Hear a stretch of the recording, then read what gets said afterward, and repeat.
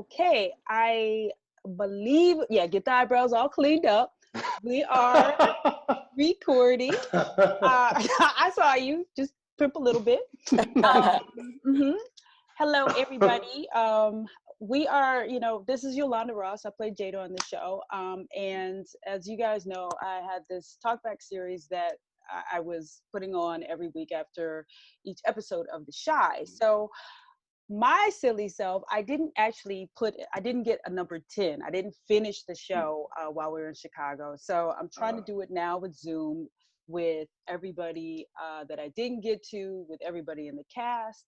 And so we could just kind of recap on this season, season 3 of The Shy. This first one, I do have a couple of the bad guys of the show, bad guys and gal. We all have had our share as actors of parts that have been less than popular with people. My name's Yolanda Ross. I was a child molester in Antoine Fisher. Hello, hi. Let's see, who's next? Ahmad Ferguson? I played with Kari, and I killed Ronnie. I was in Beats on Netflix, and I killed Kari. So, Two killings. Okay. Nice to meet you. Cedric? Oh, there you go. I'm sorry, it got a little stuck there. You froze. Yeah, I saw that for a second. Yeah. Okay. Well, I'm sorry. What was the question? I'm back. Who are you again? You are Cedric Mays. Oh, I'm sorry. Cedric Mays, yes. And I played Omari Dresden. And what was his job? The funny thing, no one ever knew. I always thought of Omari as the guy who works at Marshall Fields or Macy's on State Street, but in the luggage section downstairs. Okay, so he was he worked at Marshall Fields maybe in his head, but he also is a kidnapper. He's kidnapping. Well, sure, yeah. Well, yeah, full-time job. Full-time job. Full-time job. Oh, look, we have Ty Davis. Hey, Ty. She's going to chime in on all of us bad people. I was just letting everybody know that this is the bad guys and gal episode. I'm into it. Okay. Oh, I like that. Hey. Thank you. It's my lower level. I'm mad. Hi, guys. I love Hey, it. how you doing? I'm doing pretty good. How are you guys on this fine day with our bad asses? We doing good. It's probably a timer. That was my alarm. That's been going off since 11. Wow. I just had a couple of technical difficulties. I'm finally here. She's here. We're all good. I'm finally here. Good. I don't feel so bad at all. Well, we do have, there was a few things we did want to jump in with. And we were talking a little bit before we started about where everybody's from. So you're in Indiana, right, Bakari? Yes, I'm in Indiana. I mean, what did I say that? Okay. Bad guy. Sorry. Yeah, you're in Indiana. And Yes, ma'am. you said that you had actually auditioned before for Kooky. Yeah. Crazy. So in 2016, I auditioned for Kooky, and I actually got down to like the green screen. Like I met Lena, had phone conversations with Common because he was in and out of town. So like, they were liking me a lot, but Showtime said I looked too young. And like, that was like my first time ever auditioning for like a project or something. And it's just so crazy how life works. It came full circle. I auditioned for Kooky, and now I'm playing Kooky's best friend. So it's just I love it. I love it. And what about you, Cedric? So I'm in Chicago. I think I auditioned for The Shy maybe the first season, but then I was out of town doing a play or something like that, so I was never in town while it was shooting. So this season, I just gotten back from doing a show in Arizona, and boom, I got called in, and one thing led to another. Yeah. Excellent. Well, I was saying before how, we shot the scene at the bus stop where it was, I want to say it was like episode 3, where we were, mothers were pinning up, Keisha's missing things, and we had our T-shirts, and it was the mothers group as well, right, Ty? And you know, old dude was just jogging. I had no idea who he was. Then I'm sitting there like episodes later, like everybody else, was like, oh snap, that's the dude that was jogging past us, just like, you know, coming by. Oh, she's missing? Yeah. Dude, you had her engagement. Like, yeah. Wow. Yeah. You know, it's funny. How The does that first, feel?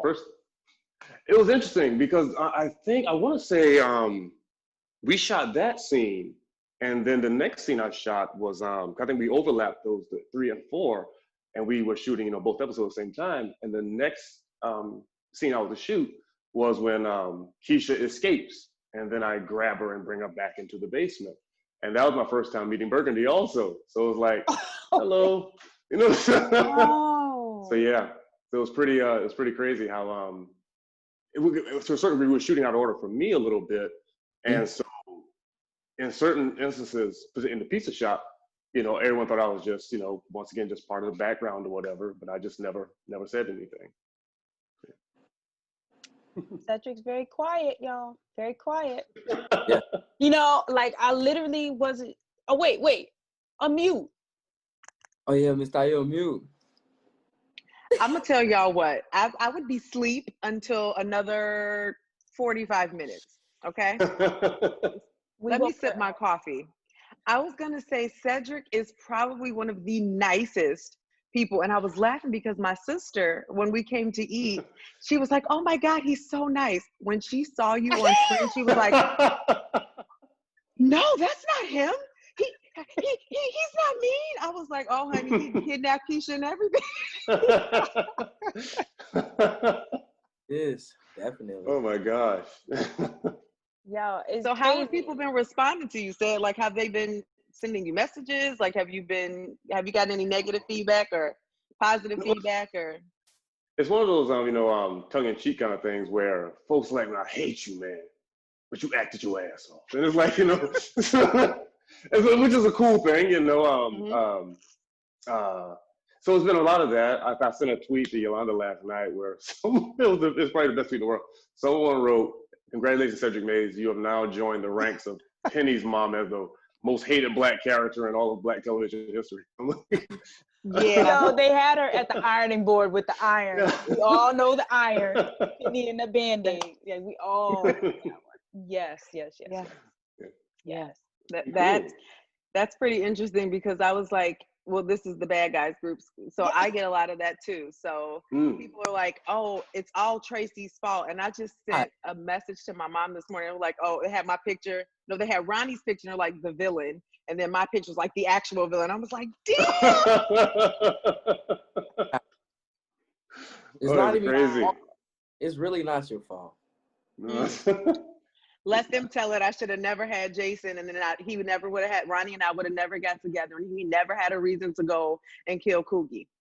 So it's the whole, like, all of this, everything is Tracy's fault, apparently. So basically, it just told you should never lived. You should never live life. Exactly. They would be happier if Tracy had never existed at this point, because they all mad that Ronnie is dead, and they really can't stand said for kidnapping Keisha. Yeah. But Kari, you know, Ahmad, you're getting a little bit of love though. People are like, well, that's Coogie's friend, weird. But like they still kind of mad at you a little bit. Yeah, it's weird. I was expecting, like Mr. said, like people like, I hate you, but it's been more of like a, who are you? Like, I enjoyed your acting, you know, you did very good work. We want to learn more about your character. And I'm like, did y'all not just see me kill Ronnie? Yep. Kind of backwards, but I just been taking it all in. So yeah. That's funny. It's crazy. Okay, so let me just ask this. I'm trying to remember these questions that people have been asking. I feel like, you know, with your character, Ahmad, they were like, they could understand the justification. I feel like people have, you know, have heard of this, unfortunately, too many times, retaliation. But then Cedric, with your character, completely different story. There were so many questions. One of them was, you know, the why. And I don't know if that was, you know, told to you in the script or you know, in the character breakdown or anything like that. Like, had you had your sights on Keisha? Was this a random thing? How did you get to Keisha? You know, it's interesting.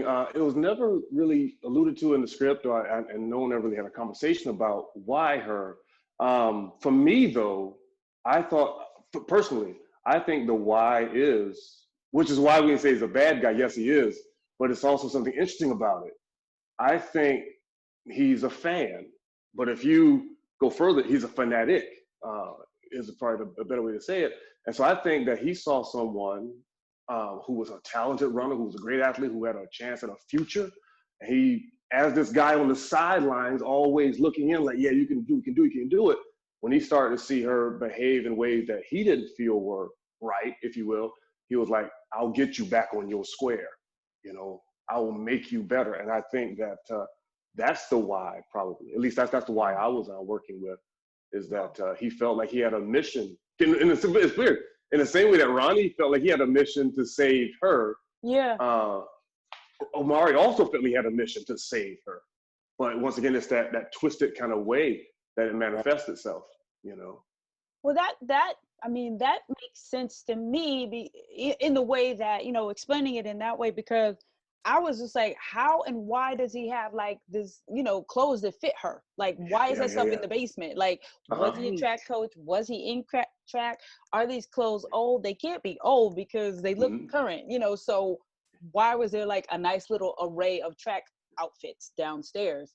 And in that way, and also in the way that you were, you know, portraying him, it was like you were like in a weird way, twisted way, caring for her, and, you know, like you said, taking her from this dark side to making her more like how you felt she should be and stuff like that. It was very twisted. That.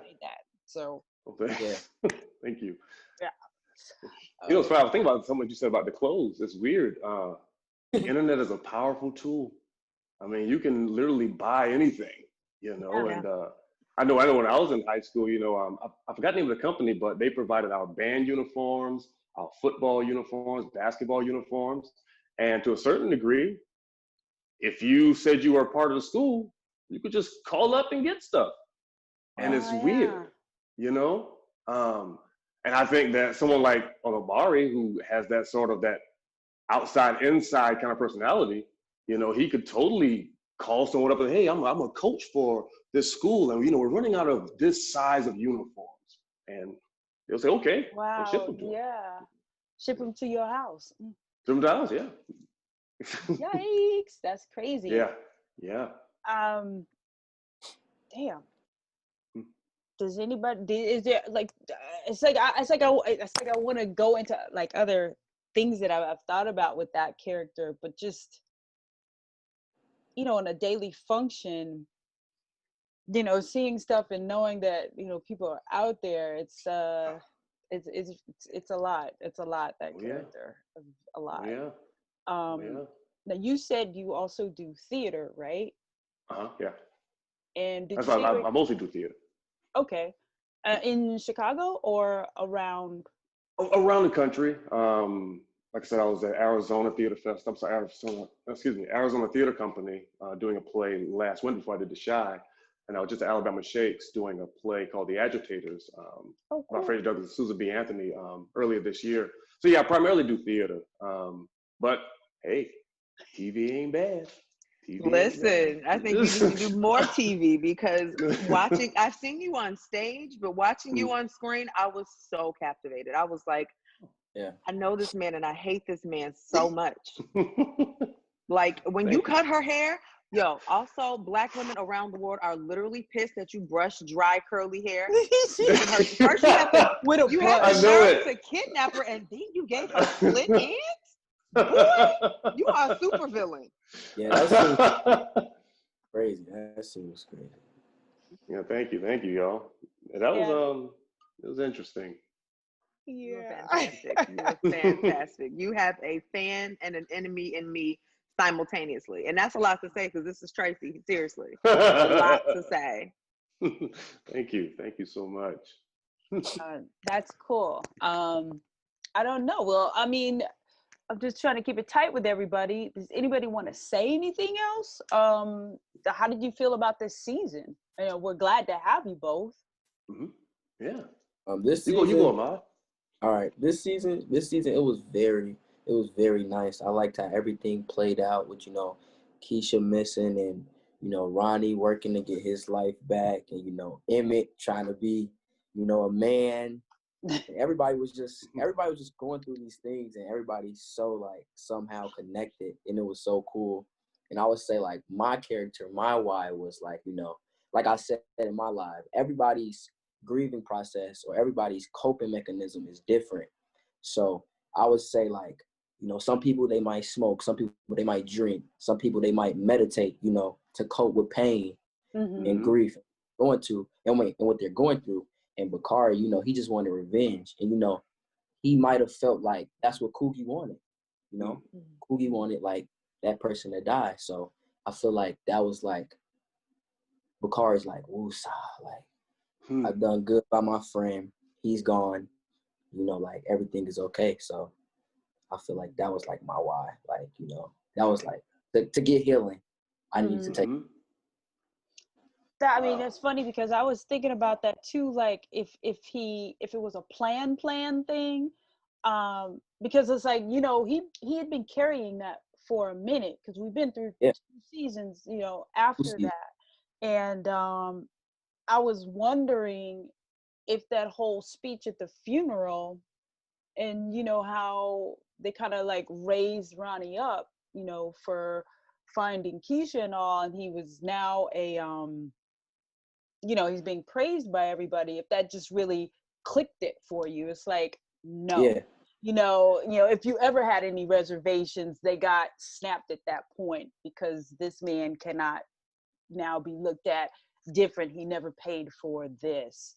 I was wondering, did you feel like that was a snapping point, or was it just, do you feel like it was just there the whole time? It definitely was a snapping point because like you said, like how can somebody be praised? I mean, I know he found Keisha, he turned his life around. He's doing the right things, but like didn't forget his past. Yeah. He still killed somebody. So like that kind of like clicked for me, like, nah man, like you're not good. Like, you know what I'm saying? So I think that kind of clicked it for me. Like hearing all that, hearing the dialogue, it resonated in me. And it just made me angry. So it made you angry earlier because you jumped him earlier this season. I don't know why people forgot that. Bakari's been beating Ronnie's ass. Like, this is not new. Wait, what? When Ronnie got beat up earlier in the season, remember he was pushing the cart and he went to the church? That was Bakari and his friends. He kicked Ronnie's behind. He was stomping him. Yeah. Dude, for real? People forgot that. And then he intimidated Kevin in the street and during the blackout. So Bakari is kind of like Amari's character. We've been seeing him this whole time. He's been in our faces. We just didn't know, A, it was him, B, it was his purpose and what it was leading to. But they've been dropping gems the entire season about Bakari as well, just like they did Amari. It was really a nuanced thing. Crazy. It really was. Somebody gonna have to go back and watch season 3 again. With new eyes, with fresh eyes. I swear I didn't even catch that. I did not catch that. And I knew, it's like we know who does the major dirt in 3. You know who does the big things in 10 or in season 3. But I did not realize that was you. Yeah. Okay. Crazy. A lot of people, I've been getting like a lot of feedback. Like a lot of people, they've been saying like, and like they've been saying like, you're like a different person like every scene you do. And I'm like, yeah, I don't know. I guess that's like cool. Really cool, man. Sad. What's the question? I'm sorry. Your season 10. Oh, season 3. Season 3. Oh, yeah. 3. Yeah. What's cool is for me this was a great story to tell. Because it's always timely. Obviously, Black women and girls have been going missing and people not looking for them and just being lost forever for a long, long time. And to be able to tell a story where hopefully, through the telling of this story, we shine light onto it, that we really make it a part of that conversation that says this is not something that we are going to continue sweeping under the rug, blah, blah. This is happening. And until we do something about it, you're going to continue to hear about it. And then, of course, the things that we could not have foreseen, which, with George Floyd and, the movement that happened. Of course, Black Lives Matter has been happening, but it's so interesting that almost at the beginning of this season, of the season airing, we were right in the middle of this revolution in this country at the same time. And so it was like, you're watching this TV on Sunday night, but then the nightly news comes on right afterwards. And it's almost saying that's fiction, this is fact, and they're both working together. We are not going to let you forget this. And I think that for me, this season has been very impactful because of that. And even going back to what you just said, Ahmad, about this idea of that, you committed this act. I'm not going to forget that. I mean, here in Chicago, once again, the nightly news, we're seeing that kind of stuff over and over and over again where, this violence is happening, these things are happening. And it's like the show is saying this is happening. And then the nightly news is saying this is happening. And like I said, we're not going to let anyone forget, And I think that's a great responsibility that this season had and held and really fulfilled on, I think. Wow. That's great. Ty? I am just still sitting here in awe of the two of you because, again, two of the nicest, most amazing people. To see you guys go dark, I don't think I want to go on your bad side. That's where I'm at with it. I mean, Ahmad, you sent me a message. Fun fact again, Ahmad had sent me a message, I think season 2, talking about the show in my DMs on Instagram. And then I'm like, he's like, I want to be on the show. And I'm like, man, hopefully. And then to see him this season come full circle just warmed my heart because he is just such a spectacular young man. And to see him pursuing his dreams and achieving them just makes TT Ty so proud. I'm so proud of you. Thank you. Yeah, man. Wow, that's great. Actually, that's crazy because I forgot that, but I actually did hear season 2. He did. And then I just so happened to go back. He sent me a message after we finished filming or when we were done with the Ronnie scene, saying great work today. And it made me happy. And then I looked, I was like, hey, this is the same kid. And I'm not lying, I got a little teary-eyed. I was like, look at God. Yeah. Wow. Well, this has been a great season. So glad to know all of you. Get to know you guys a little better. And I don't know, this is Talking Back. Episode 10. The home version. The virtual version. The COVID version. COVID version. All right, y'all. Thank you. Thank you. No problem. All All right, y'all. right. Be good now. You too.